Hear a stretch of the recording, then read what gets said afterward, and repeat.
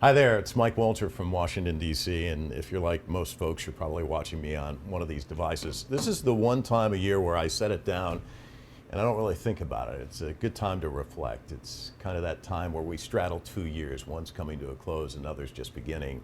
And it gives us a time to kind of think back about the year that was and look forward to the year ahead. And when I look back at 2025, I think about a few things. One that stands out is a month that I spent in China working with the amazing documentary team out of Beijing. They're creative, they're hardworking, they're a lot of fun. And you know what really strikes me is that a year ago I was there and we did this documentary series called Race to the Future. But this year, we weren't focused on the future, we were looking at the past and the pivotal role that China played when the world was at war. And it's a story that many people in the West don't even know. And there's so many facets to it, and I don't really have time to get into all of it, but I met so many unique, interesting people. But one that stands out is this documentary filmmaker in Nanjing who has focused on the horrors that happened there and telling these stories from all these different aspects. And you know, you look in his face and there's just a sadness that's there. I mean, you can't kind of tell those stories without observing and absorbing. But one of the things that came through in talking to him is this notion of hope. He focused in one of his documentaries on people from other countries who came to the aid of people in China, Americans and people from Europe.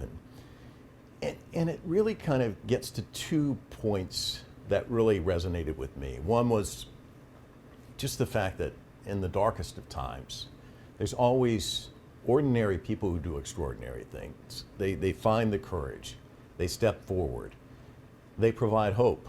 And one of the people he focused on took pictures of the horrors surreptitiously and then sewed the pictures into his jacket and got it out of the country, snuck it out of the country, and told the world about what happened. So that was the other thing that resonated with me, the importance of what we do each day, putting together words and pictures and telling stories. It makes a difference.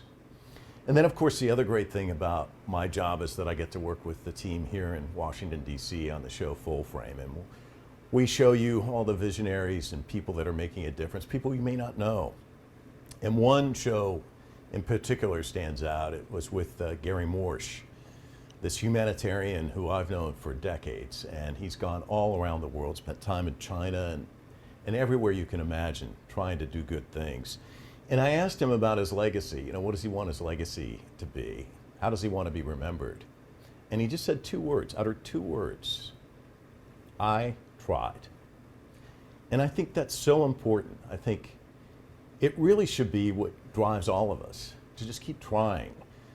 Sure, this was a very difficult year. There was a lot of violence and war, and it's easy to look at things and get discouraged. But I think if you focus on those 2 words, I'm trying, keep trying, push forward, then I think 2026 can be a good year, and hopefully a year with peace and prosperity for all of us.